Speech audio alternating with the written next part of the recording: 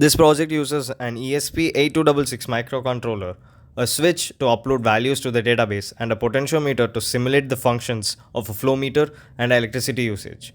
The ESP8266 takes values from the potentiometer and simulates them as if they were taken from a flow meter and an electricity meter.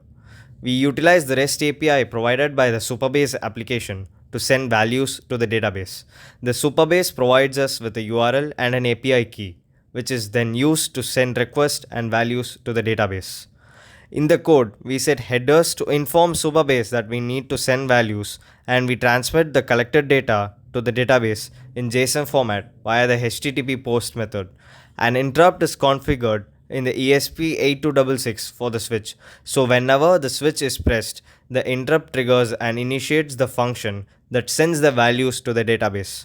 This setup allows the system to automatically fetch and upload the necessary data to the database every month when the switch is pressed, enabling the calculation of the user's green score. Thank you.